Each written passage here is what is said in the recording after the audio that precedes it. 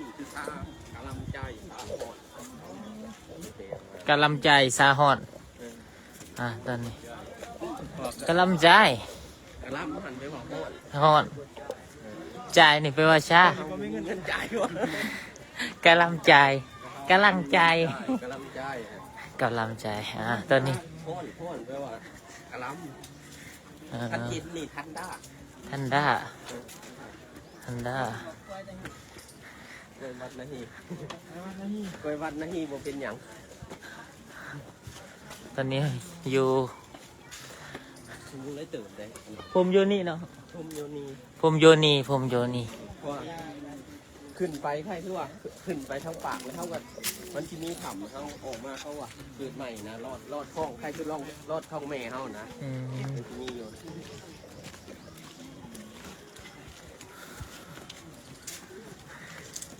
ตอนนี้กำลังขึ้นเนาะบรรยากาศก็เต็มโอ้บริการ บริการ เขาก็ซ่องกันได้อุปกรณ์เขาก็เอาไปถ่ายที่เขาก็ถ่ายถูกเขาที่ได้เลยถึงได้อยู่เลย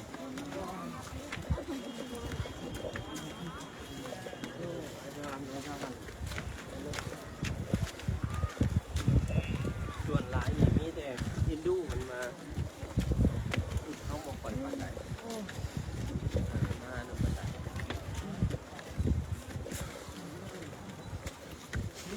ตามความเชื่อถือของศาสนาต่างมาลอดช่อง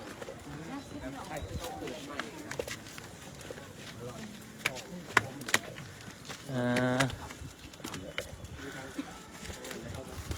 ลงรีบลงมาเลยนะเพราะว่าเงินการเกิดใหม่เนาะถึงว่าเขาเห็ดสัวเห็ดยังมาเลยนะครับกันว่าเขาลอดท้องเนี่ยเขาเกิดใหม่เขาที่เขาดีนะบ้านนี่นะเขาเสือที่ก็น้อยมาเป็นละเถื่อว่าอาจารย์มันว่าสักครั้ง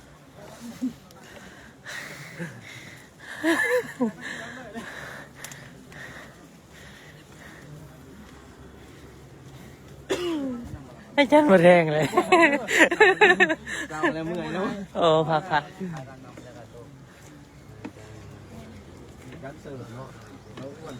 บอยจากนั้นเลยนี่เขามีเลี้ยนนั่นน่ะเขาเลยให้นั่นเลยเขาลงไปขายให้ไม่ขายอยู่ลุงอีกเสมอ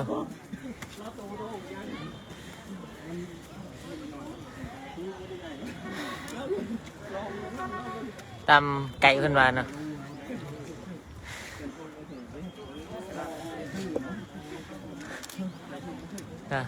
มีแต่ชาวอินเดียเนาะชาวฮินดูที่เข้ามา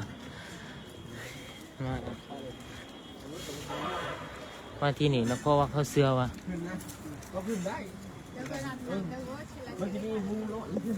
ถ้าผู้ใดได้รอ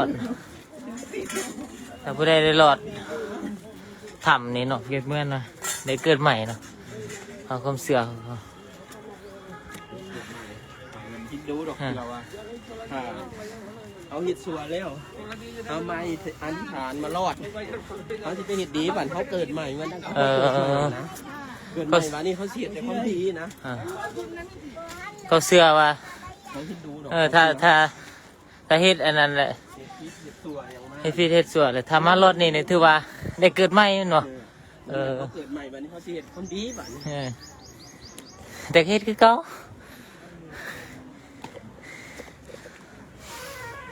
โอ้กินแห้งไปหลายเติบ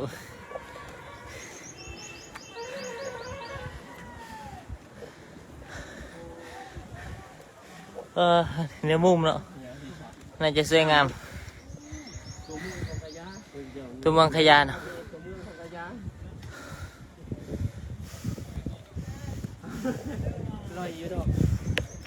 เมื่อยบ่จิมเอ้ยจิมเอ้ยบ่น่าจะถามว่า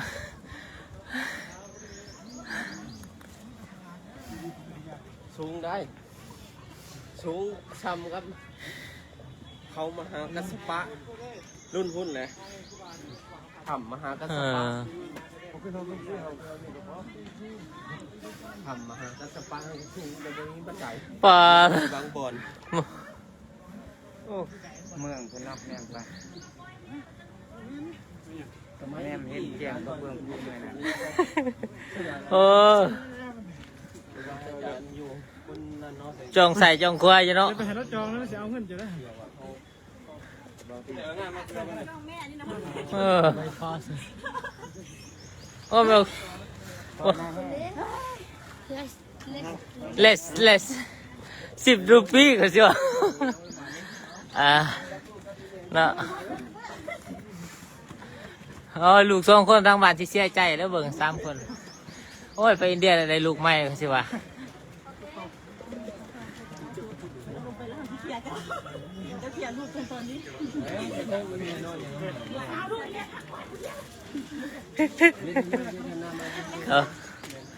เขาได้อีกเนาะเขาพรมโยนีเนาะ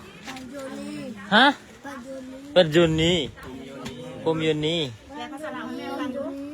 อ๋อมันนี่วะ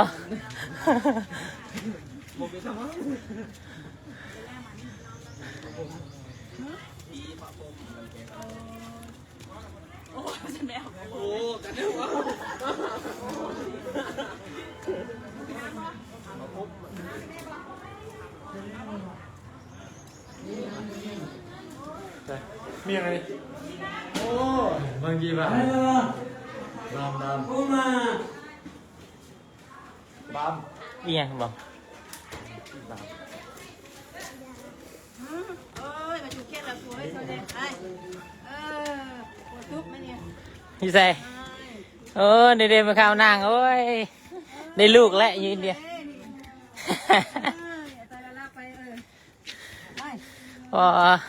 ตัวลงมาสวยแล้วไม่ให้เมื่อยเติมเลยจะพักก็ไม่ได้พัก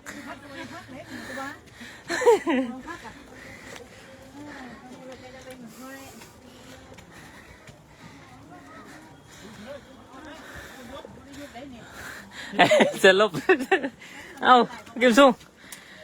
หมดแห้งแล้ววะโอ้โหกิมซุงโอ้บูกระคุยกันยังหมดท่อป่ะโอ้ยเกี่ยวกับซุงหมดแห้งเนาะบูกระคุยที่ว่าซุงนะ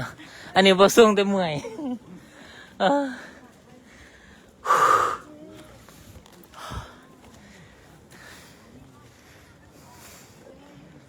แต่ขึ้นมาแล้วก็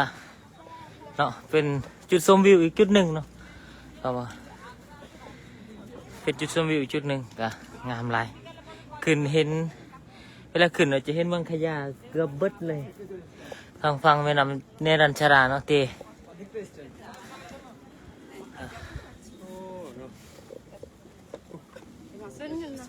นี่ไงโอแมนแม่น้ำเนรัญชราเด้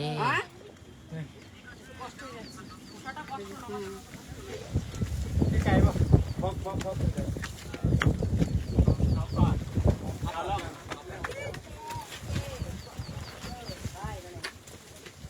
้า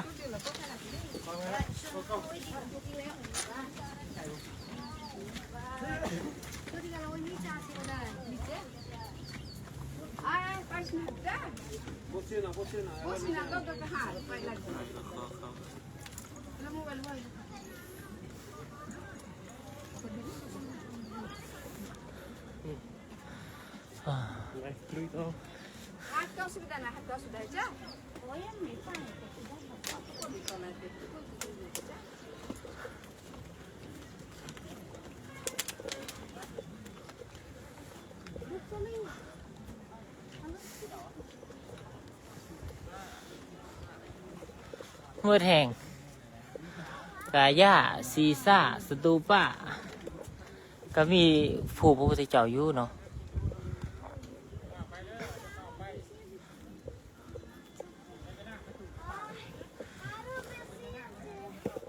ไม่ใช่นะจูของปลาแล้ว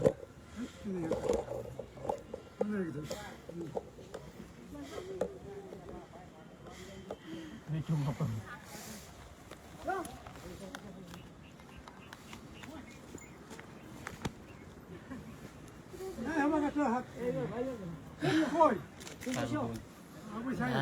54 แค่พักก่อนพักก่อน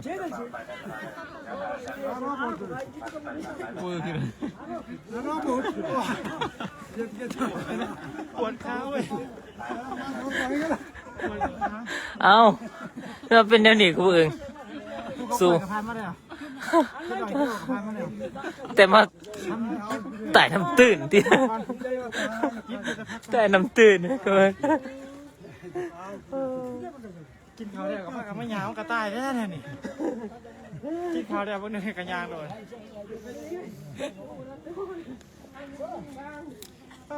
มันก็มีพวกที่แต่ชาว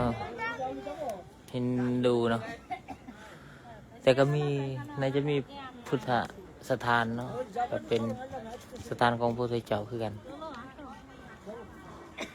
บอลแสดงดิบปราบยิงซ้ำ นี่วะมองนี่ดิ พรหมโยนี พรหมอยู่นี่เป็นบ่ เรามีจิตที่เรามีความช่วยเหลือที่ตัวร้ายรู้เวลากสปะอันไหน เออ ถ้าเป็นอาญาอย่างนี้เรามีบริวารหาลอยเดี๋ยวเรามีจิตที่ร้ายแล้วเราเป็นทีนับถือของพระเจ้าพิมพิสาร อ่า ท่านจิตไปผูกพระเจ้าพิมพิสารพระเจ้าพิมพิสารจะยอมฝักกระตรงมาสนะอาจารย์แล้วก่อนเป็นร่องลิเป็นอย่างนี้แหละเพื่อพระพุทธเจ้าเพิ่งเวลาแล้วก็ยืน คือว่าเพื่อสิฮอดทุ่มนี่ เขาอยู่นี่นะพระพุทธเจ้าก็มาแสดงฤทธิ์ต่างๆให้เห็น คือว่าเสือในเปีย แม้กระทั่งญาติต่างๆที่เป็นบอกกล่าว เปลี่ยน ไว้ แต่ดี จนกว่าเราจะยอมหับหลังจากที่เรายอมหับแล้วก็จะได้ไปแสดงข้ามหรือฟังต่อแต่ก็ร้อยเครื่องถึงว่าน้องทั้งสองคนเห็นเครื่องของอายที่ร้อยไปตามหนักก็ขึ้นมาเบิ้งอะไรกันถ้ามาเป็นมาจังไดก็ได้ฟังถ้ำก็ได้ออกบวชมันรู้เป็นพระอรหันต์น้ำกันเบิดแต่บอลแสดงแต่ว่าบอลแสดงนี่เป็นปราบกันอยู่บน อืม ที่จนเห็นให้เราเกิดใหม่เรียนว่าพรหมโยนิแปลว่าเกิดมาอย่างประเสริฐพรหมแปลว่าประเสริฐ อืม เขาต้องดี อ่าเป็นบอลปราบทิฏฐิเป็นบ่ปราบทิฏฐิของอุรุของพระพุทธเจ้ากับอุรุเวลากัสสปะ ๆมันจะปราบ ไม่ออกต่อก็ถือวะอ๋อ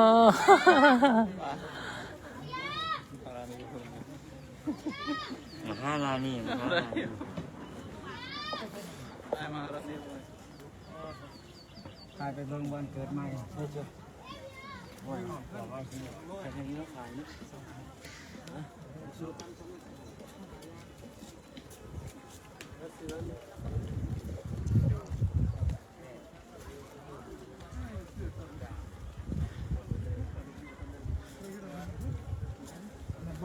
บอลหนังเป็นบอลแสดงสิครับบอลแสดงอธิษฐานบอลแสดงว่าบอลแสดงอธิษฐานมันไม่ได้เป็นแสดงเราอยู่ในมันมาเพ่นเพี้ยนอย่างนี้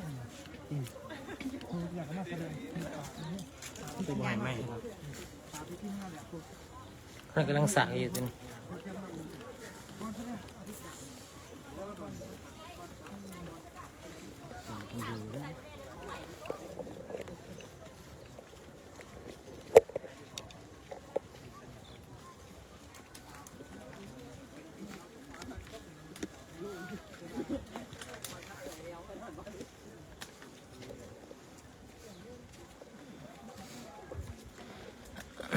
จุดนี้ก็จะเป็นจุดแสดงฤทธิ์ของพระสัมมาสัมพุทธเจ้าแสดงฤทธิ์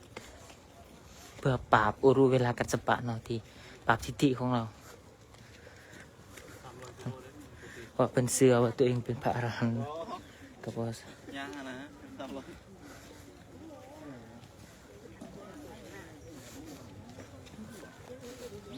ก็กัดหัน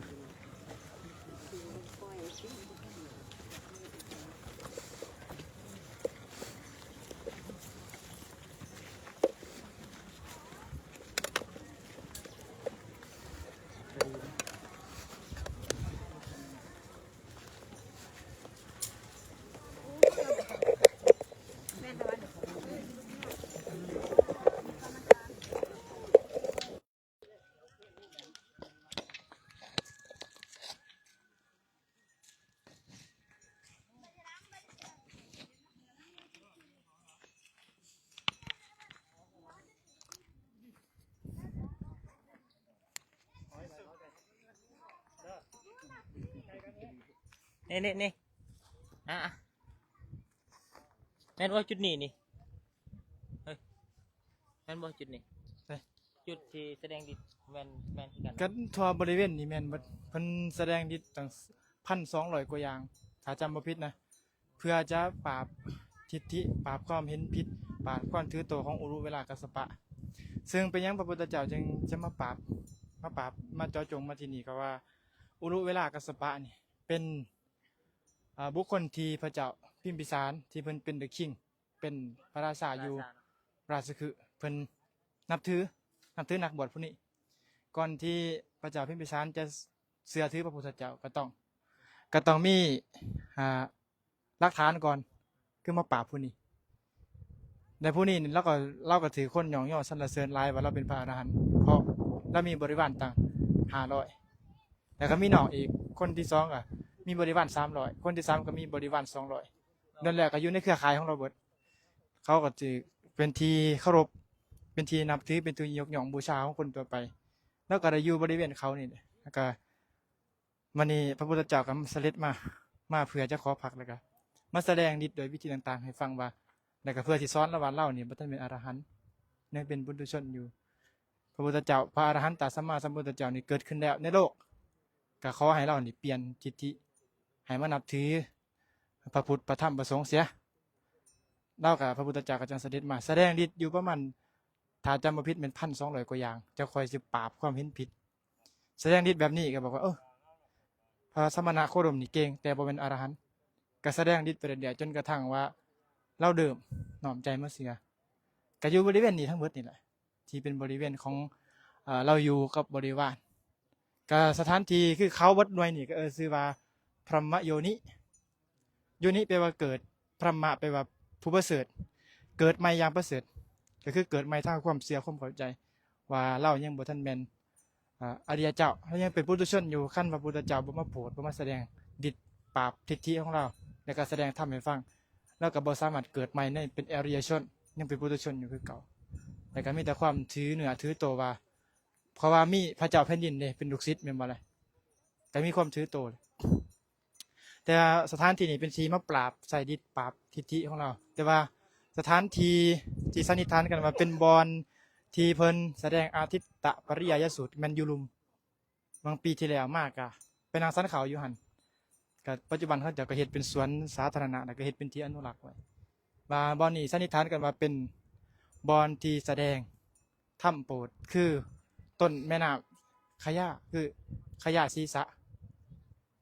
ะไปว่าหัวเนาะขยะไปว่าเป็นซื้อของแม่น้ำขยะศีรษะก็คืออ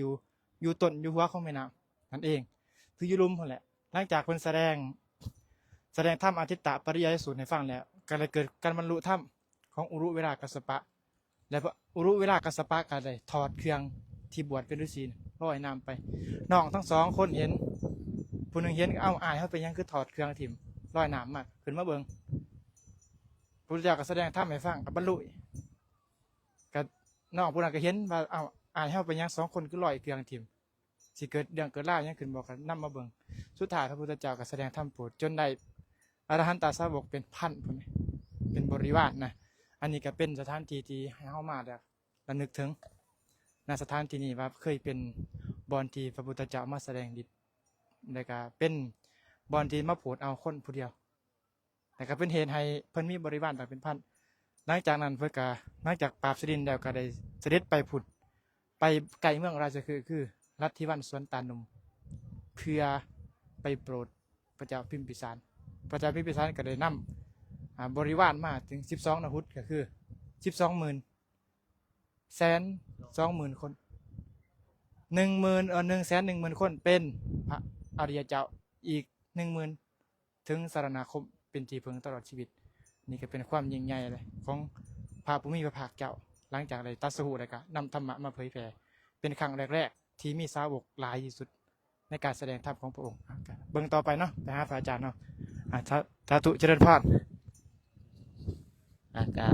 กาวไปเกือบหมดแหละ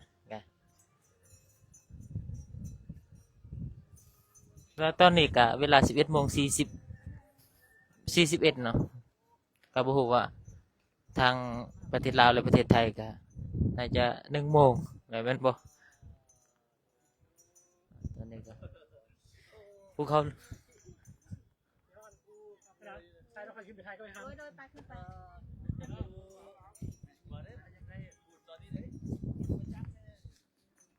ใช่เราจะยืนเอา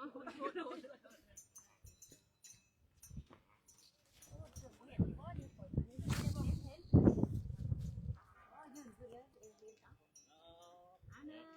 สองอันนี้พี่เอาบักหัวออกให้เราตึงกันอันนึงสอง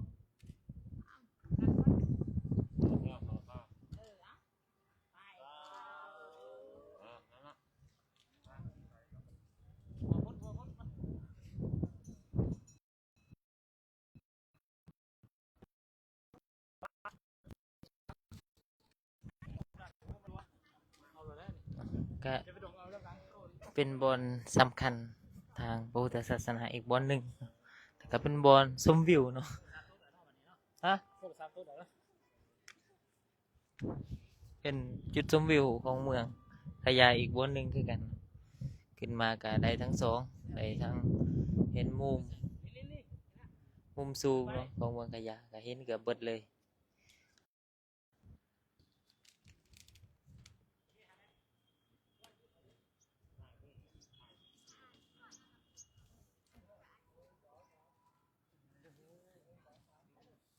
ก็เตรียม5 ห่มแล้ว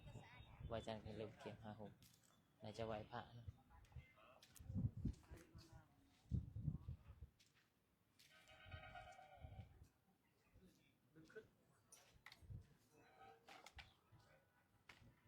ได้ปะปัดไหมได้ปะอาจารย์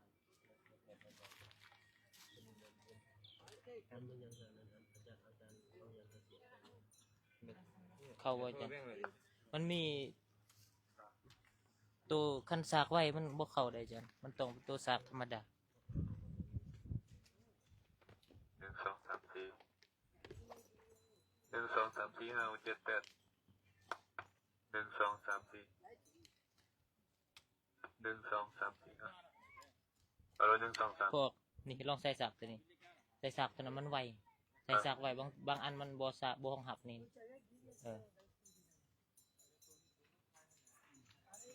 ลองเบิ่งกะละมันได้เด้เขาอยู่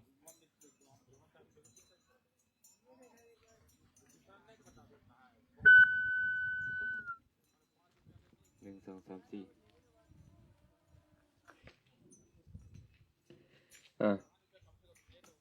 ก็คงจะฮู้กันแล้วเนาะว่าสถานที่นี้มีความเกี่ยวข้องกับพุทธศาสนาแนวใดเนาะสถานที่นี้ก็เอิ้นว่าพรหมโยนี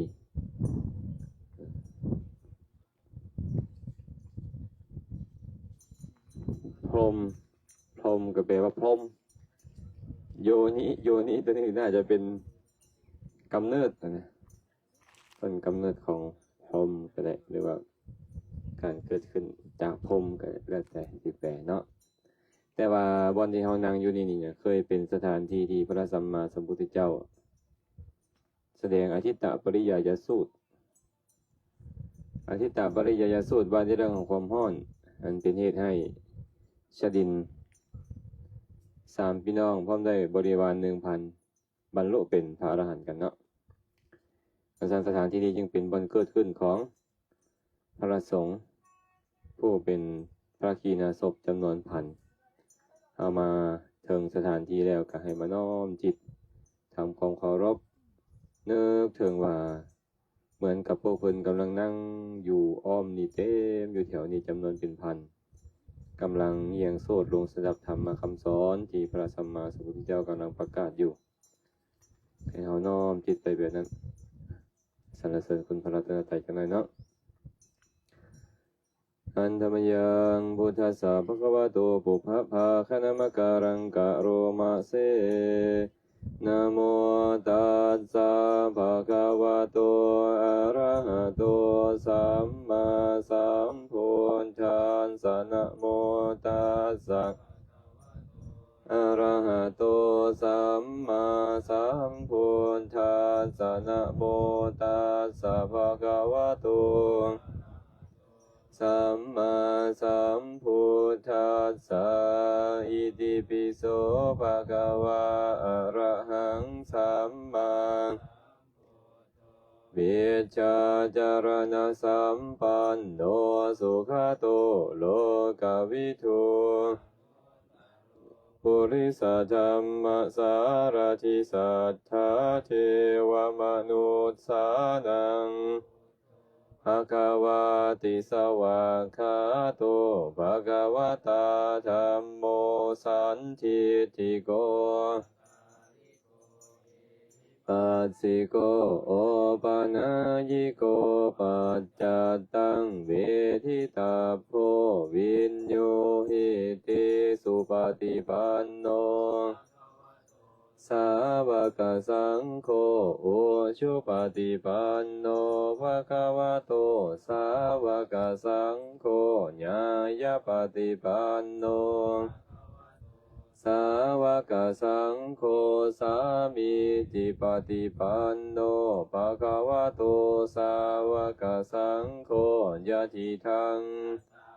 ปุริสายุคานิอัตถปุริสปุคขลาเอสะภะคะวะโตอาหุเนยโยปาหุเนยโยทักขิเนยโยอัญชลิกอนุตตรังปุญญเขตังโลกัสสติพระพุทธเจ้าตรัสเทศนาเกี่ยวกับอทิตตปริยายสูตร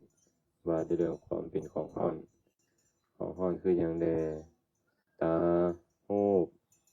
หูเสียงดังกินลิ้นรสชาติกายสัมผัสใจและธรรมารมณ์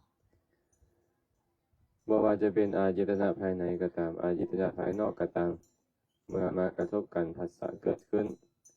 แม่ผัสสะนั่นก็ชื่อว่าเป็นของห้อนนำเวทนาบ่ว่าจะเป็นสุขทุกข์อุเบกขาก็ตามที่เกิดขึ้นเพราะการกระทบกันของตากับหูเป็นต้นนั่นก็ชื่อว่าเป็นของห้อนธรรมทั้งหมดเอิ้นว่าของห้อนเพราะเหตุใดล่ะเพราะเป็นที่กำเริบขึ้นของราคะโทสะโมหะเป็นที่เกิดขึ้นของชาติชรามรณะโศกะปริเทวะทุกขโทมนัสอุปาญาตเพิ่นได้เอิ้นมันว่าของห้อนมันเป็นเหตุเกิดขึ้นของความทุกข์ของความเผ็ดของความร้อนนั่นเองฉะนั้นหลังจากฟังธรรมข้อนี้จบลงสดินสามพี่น้องพร้อมโดยบริวาร 1,000 กับบรรลุเป็นพระอรหันต์กันในสถานที่นี้ต่อไปพวกเราร่วมกันบูชาเนาะตอนนี้มีจีวรจีวรไตรหนึ่งนะพร้อมกับน้ำหอมเนาะที่ได้เตรียมมาก็ให้ทุกคนได้น้อมใจบูชาพระสัมมาสัมพุทธเจ้าตรัสว่าปูชาละเหปูชายโตพุทเทยะทิจัสสาวะเกปะปัญจสมติกันเตตินะโสกะปริทเวเตตาทิเสปูชายโตนิพุเตอกุโตภเยนะสกกาปุญญังสังขาตุงอิเมตตมะปิเกนะจิบุคคลใดได้บูชาซึ่งพระสัมมาสัมพุทธเจ้าหรือสาวกของพระสัมมาสัมพุทธเจ้าพระองค์นั้นผู้ก้าวล่วงปะปัญจธรรมก้าวล่วงทุกปริเวทนาการเป็นผู้ดับสนิทแล้วผู้บ่มีอะไรแล้วบ่มีผู้ใดสามารถนับบุญที่เกิดขึ้นจากการบูชาข้างนั้นได้เลยว่ามีประมาณเท่าใดฉะนั้นพวกเขากำลังจะน้อมใจบูชาพระพุทธพระธรรมพระสงฆ์ก็ขอให้พวกเขาได้ใส่ใจให้ดีๆกุศลที่เกิดขึ้นในครั้งนี้ก็จะเป็นของบ่เล็กน้อยเนาะอรหัตาทิหินาวาคุเนหิสามนาคตัสสะสัมมาสัมพุทธัสสะอิมานิจิวารานิจาคันธาทินิจาเทมะอิทังโนปุญญังนิพพานัสสะปัจจโยโหตุอิมังปุญญภาคังสัพพสัตตานังเทมะข้าพเจ้าทั้งหลายขอน้อมบูชาซึ่งพระสัมมาสัมพุทธเจ้าผู้ประกอบด้วยคุณ9ประการมีความเป็นพระอรหันต์เป็นต้น ด้วยเครื่องสักการะทั้งหลายเหล่านี้ มีจีวรทั้งหลายพร้อมทั้งของหอมเป็นต้น ขอส่วนบุญนี้ จงเป็นปัจจัย แก่พระนิพพาน ถ้าหากข้าพระเจ้าทั้งหลาย ยังต้องเวียนว่ายตายเกิด ในวัฏฏะสงสาร ขอจะได้ไปสู่อบายภูมิขึ้นชื่อว่าความบ่มี อย่าได้มีแก่ข้าพระเจ้าทั้งหลาย ขอให้ข้าพระเจ้าทั้งหลาย จงได้เกิดในประเทศอันสมควร ในตระกูลอันเป็นสัมมาทิฏฐิ ได้พบเจอกันและญาณมิตร คอยชักนำแต่สิ่งที่ดีงาม ให้ได้ฟังพระสัทธรรม ยินดีในการประพฤติธรรมแทงตลอดอัดและทำโดยง่าย อย่าได้มีอุปสรรคขัดขวางใดๆ ขอให้ข้าพระเจ้าทั้งหลาย จงบรรลุถึงมรรคผลนิพพาน ตามเสด็จพระสัมมาสัมพุทธเจ้า เข้าสู่พระนิพพานในอนาคตการอันใกล้นี้เถิดข้าพระเจ้าทั้งหลาย ขออุทิศส่วนบุญนี้ ให้แก่สรรพสัตว์ทั้งหลาย ขอให้เหล่าสรรพสัตว์ทั้งหลาย จงมีส่วนในบุญนี้ด้วยเถิดสาธุ สาธุ สาธุ อนุโมทามิ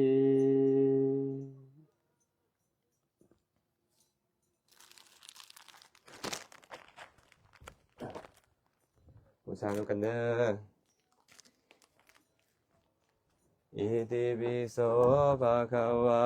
อะระหังสัมมาสัมพุทโธวิชาจารณะสัมปันโนสุขโตอนุโมตตโลปุริสธรรมสารทิสัทธาเทวมนุสสานังพุทโธภะคะวะติสวากขาโตภะคะวะตาธัมโมสันติโกอะระหะโตอิปัสสิโกปะนะติโกปัจจังเมโตอิติสุปฏิปันโนสาวกสังโฆชุปฏิปันโนภะคะวะโตสาวกสังโฆญาญาปฏิปันโนภะคะวะโตสาวกสังโฆสามีจิปฏิปันโนสาวกสังโฆยะทิทังจัตตาริปุริสายุคานิอัตถปุริสปุคคาภะคะวะโตสาวกสังโฆอะหุเนยโยปาหุเนยโยเนยโยอัญชลิกาลานิโยอนุตตรังปุญญจิตังโลกัสสติ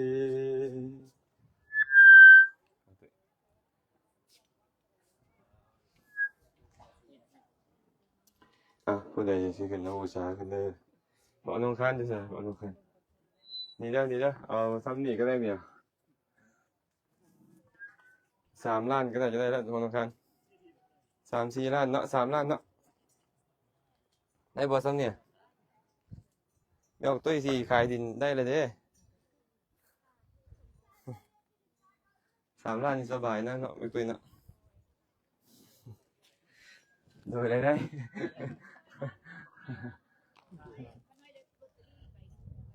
โอ้เนาะเอามาแบ่ง3 ล้านเด้อ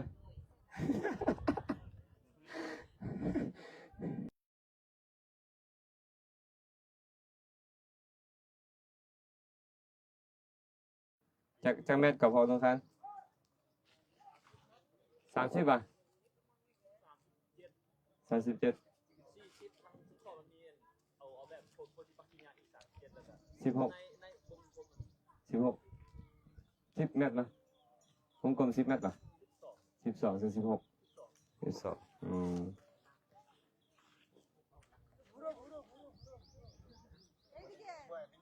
อันทำบุญเลยเด้อทำบุญเห็นป่ะเราไปรัดเอาอยู่แคมทางพุ่นน่ะมาพี่เพิ่นว่าพุ่นมันฮินดูพุ่นติดอยู่พี่เพิ่นว่าอย่าไปพุ่นน่ะเพิ่นว่าว่าไงเด้อเรา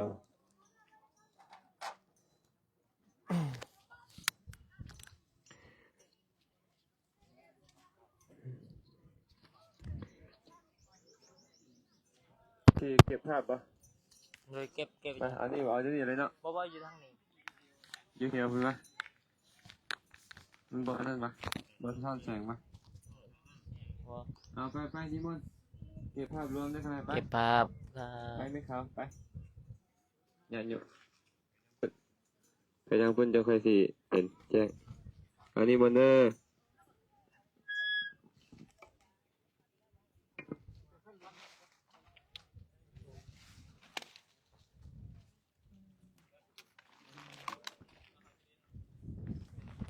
มา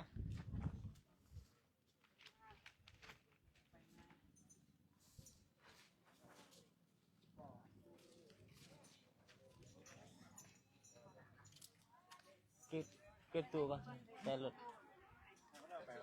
เลย มาเด้อแม่ขาวไอ้หูด เก็บภาพเป็นที่ระลึกคือบ่แม่ตู้จันดีว่าแหละโอ้ยเสียดายเด้บ่ได้ย่างตอนหนุ่มว่า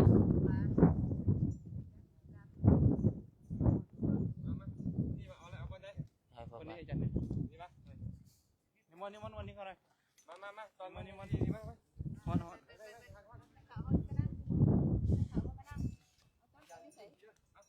เลยนิมนต์เอาเลย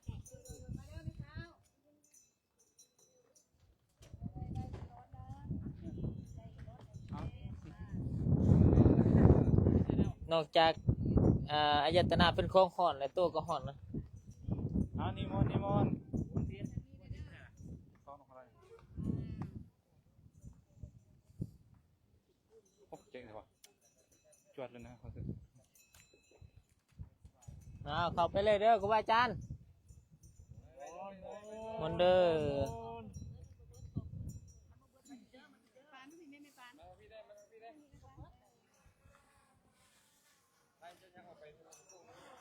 ครูบาอาจารย์ทางนี้แน่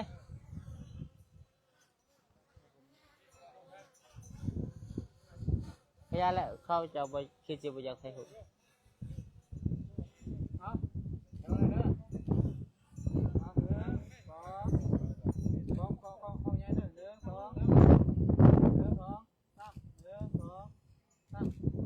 เอาเสือกเข้าไปไหมเอาไปเข้าไปสิเข้าเอาเข้าเด้อ1 2 3 1 2 3ได้แล้วทางด่วนเด้อ นิมนต์ครับหลวงพี่นิมนต์ครับเดี๋ยวคนไหนเอาหูก็ได้คนนั้นเลย มือฉมังโดน โดยเกียมได้คนนั้นเด้อ อ๋อเริ่มตา แนมได้คนนั้นเด้อแนมโดนเด้อ1 2 3 1 2 3เดี๋ยวคนไหนสิเอามุมถอยได้คนนั้นเด้อ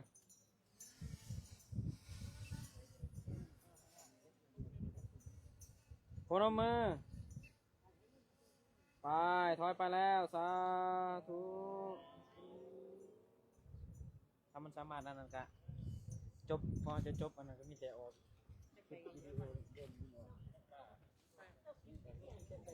ตอนนี้ก็แล้วเนาะจุดที่2ของการเรียนกุศลในมื้อนี้เนาะ ไม่โบเสียมันไม่อะไรขนาดเสีย เดี๋ยวกัน อันหนึ่งสองสามหนึ่งสอง มาสุชาดา สุชาติมหาสุชาดาวนเลยคนไหนเส้น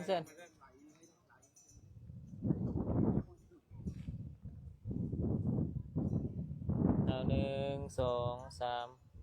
หนึ่งสองสามได้ไปอีกเปลี่ยนกันเ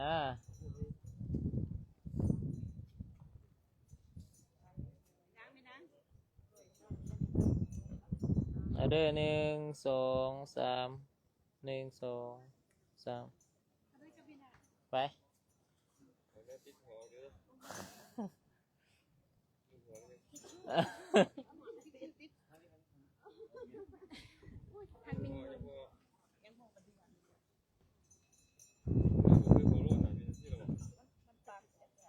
ออกหมอนเอาเด้อหนึ่งสองสามหนึ่งสองสามงามเก็บภาพบุญเก็บภาพบุญ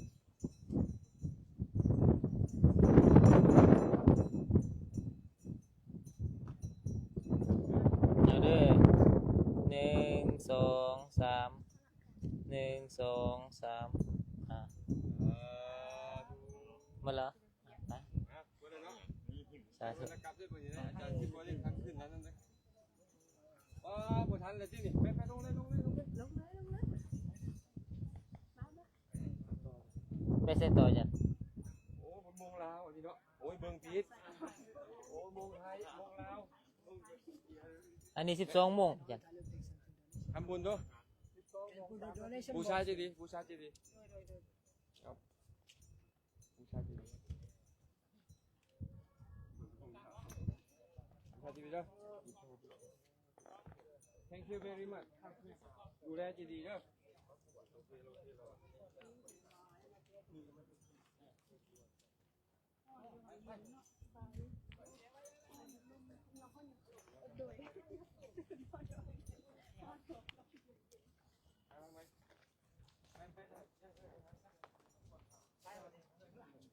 นิมนต์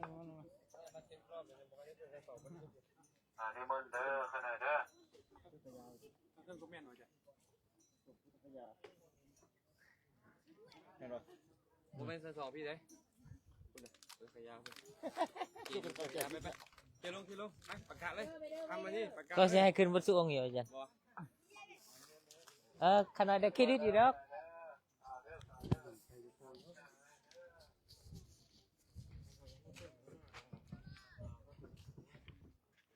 ก็นี่ก็ขับแล้วแล้วทางยูเทิงก็เป็นของฮินดูอยู่ลุมก็เป็นของพุทธเนาะอยู่ที่บูชาต่อไปก็จะเป็นจุดต่อไปกับพุทธคยาคือเก่าเนาะก็จะกลับไปพุทธคยาอีกครั้งหนึ่ง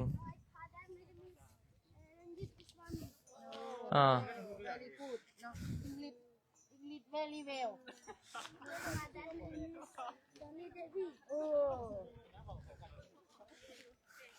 โอ้มีเสียเงินมากนี่คือสิคัก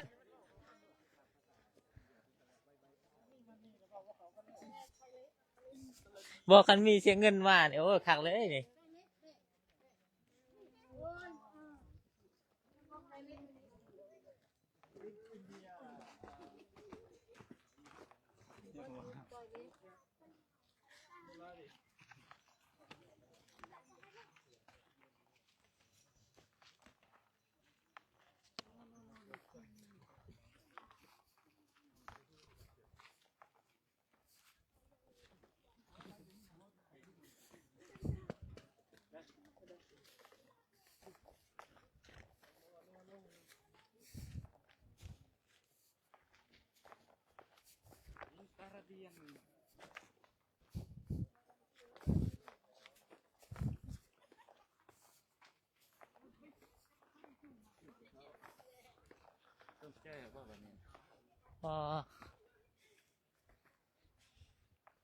บ่คิดบ่ฝัน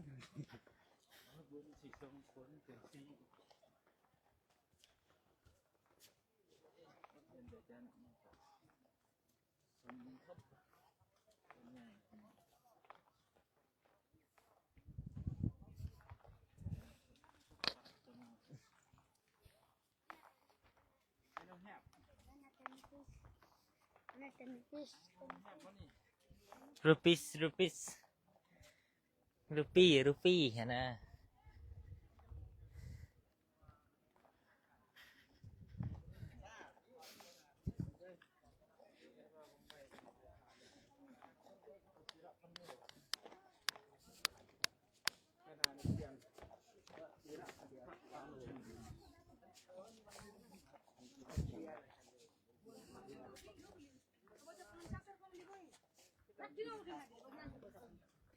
10 টাকা দিতে পারছ না লিব 11 টাকা লিছে না বাতান না ওইটা কোন দাবি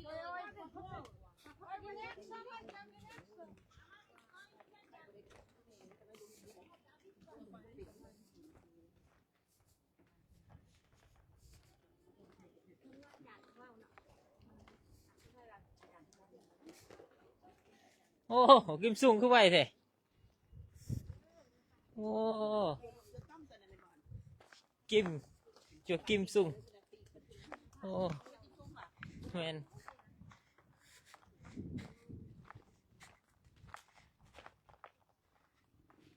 เกซิโซคือเอ้เอาเบิ่งคักเลยเอา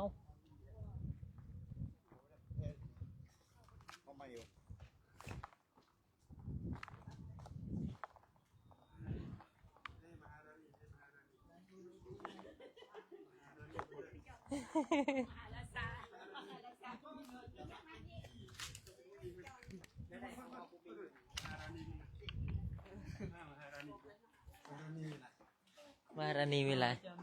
นี่ให้นำครูบาเลยโอ้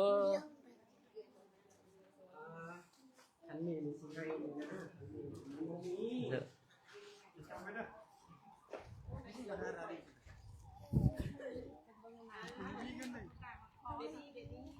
แสดงว่ามีเมตตาหลายแล้ว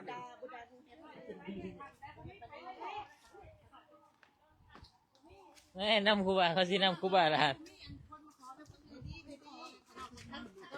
ขับผิดชอบกูว่าเขาใช่ บ่สิฉันก็ต้องบ่ขอต้องมันนึกได้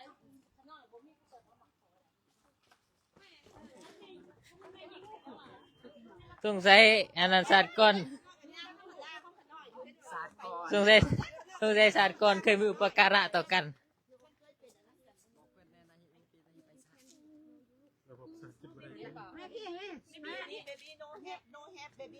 ต้องเอาซาดกมาบรรยายแล้ว นี่นำอีกนะ โอ้ยกูว่าโอ้ยเกินมาขั้นแต่ก้อนเนี่ยหัวใจแตกตายนะแบบขั้นบ่เห็น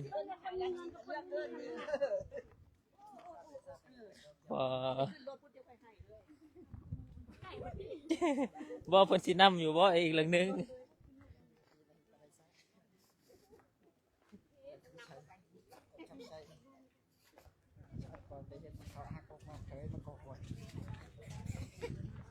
ใช่โอ้ก็ยังนำอ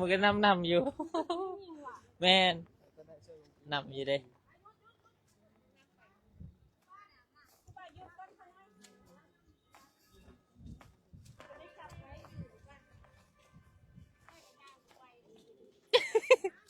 กลัวคำใช้อย่าเฝ้าไปหยุดก่อน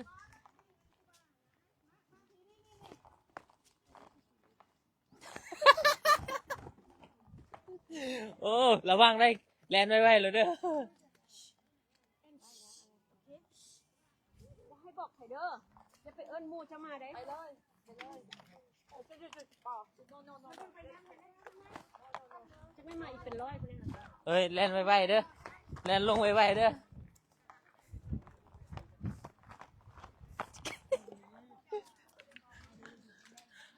ลองมาเบิ่งนะนี่กำลังแจกเลย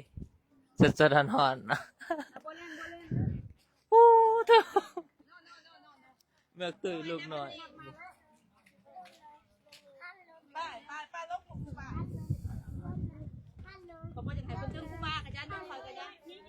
นี่เอาเลี้ยงแป้งไข่ก็ได้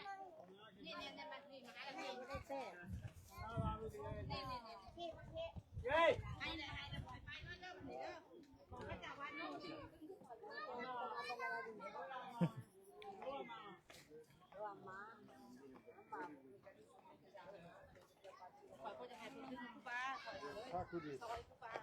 สาธุสาธุ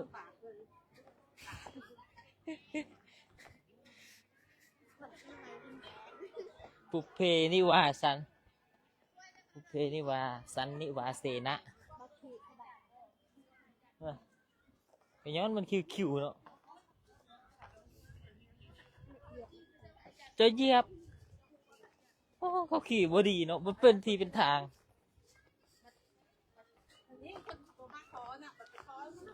เออ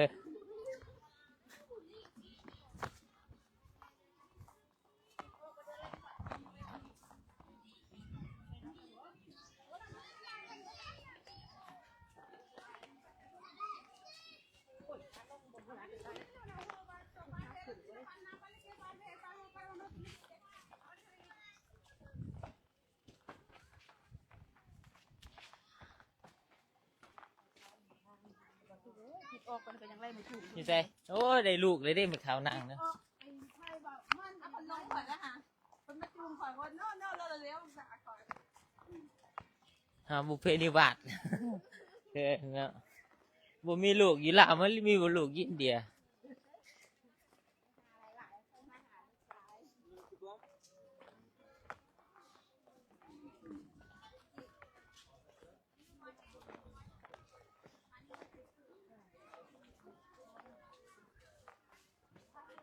อันนี้จะเป็นหันขาแต่ขนมและน้ำเนาะจะเป็นแบบเพิ่นว่าของเขียวตัวนี้จะเป็นเครื่องประดับที่เด่นที่สุดคือทางนั่นเนาะมันจะ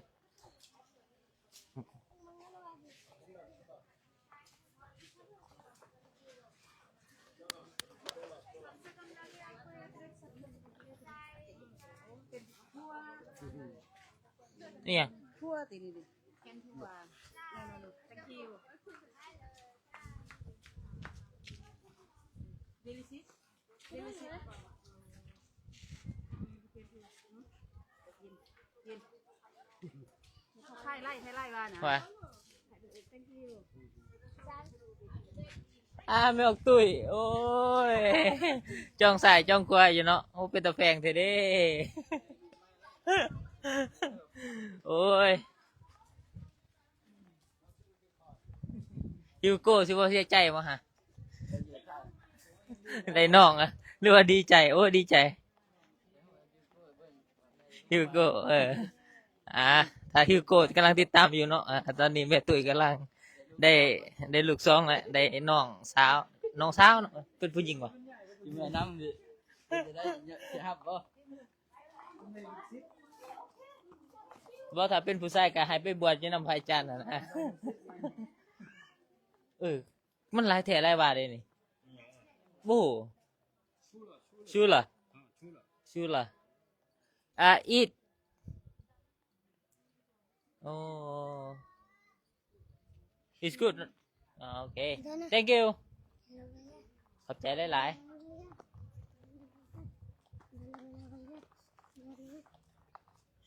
อะไร what did you say oh no keep it say it speak for this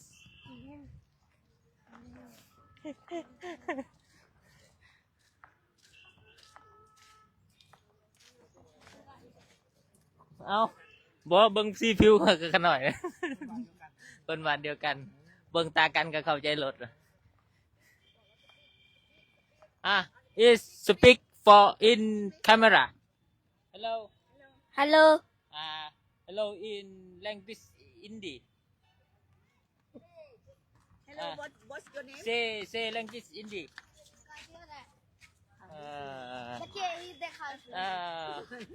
खासा ठीक है what is your name Sanjeet Kumar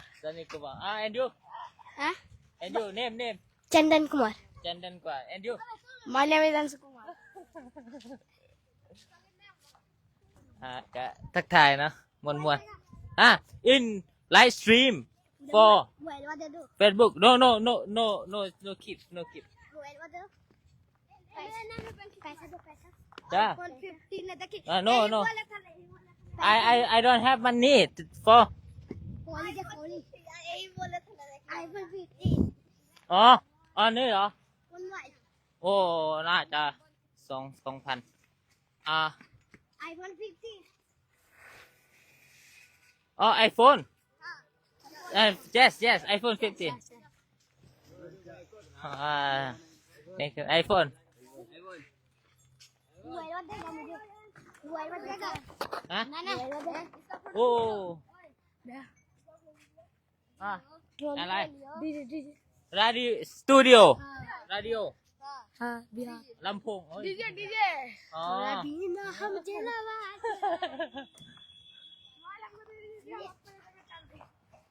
Wait, DJ ka? Akon chona deh. โอ้บูฮูว่าเพิ่นบอกหยังนะฮะตากะ what is ตากะ Paisa. ไปไส Ha. where are you go อ๋อ where are you You go. no No. I hate. I don't have money but I have telephone and book no it's ตัวนี้จะเป็นหมานะกำลังว่าเสียตัวนี้จะเป็นหมา can I go this นี่จะเป็นหมาว้าเถอะโอ้ยขนาดเนาะนี่ก็เป็นสีสันอีกแบบหนึ่งเนาะ เป็นสีสันอีกแบบหนึ่งในการมาเนาะก็ได้เห็น หลายสิ่งหลายอย่างก็รู้สึกกะหลากหลายตั้งสังเวชมวลนะครับแล้วนึกถึงคุณพระสัมมาสัมพุทธเจ้าได้เลยเอาให้แล้ว โอ้รถตำได้ละให้เลยสงสัยบ่ได้เงินสงสัยนำไม่ออกตุ้ยเลยไม่ออกตุ้ยปะ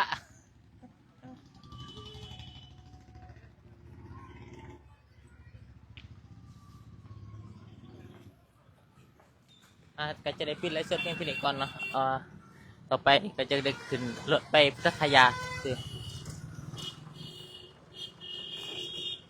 ก็อนุโมทนาบุญกุศลนำเอาตัวนั้นโยมเด้อที่ติดตามเนาะคอยติดตามยังเหยียบขี้ควายเด้อ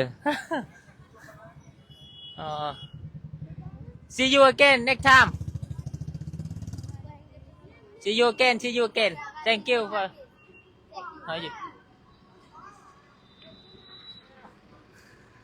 นำแต่นำว่าตัวนี้จะเป็นยศของพระเนาะรถของพระส่วนขนาดจะเป็นรถของโยมรถของ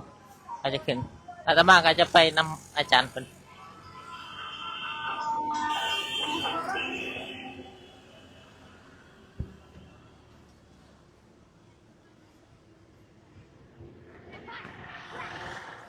Go.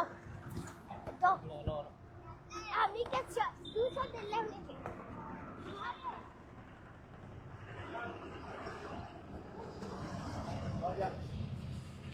จะปิดไลฟ์สดเพียงเท่านี้ก่อนเนาะอนุโมทนาเอาตัวนั้นโยม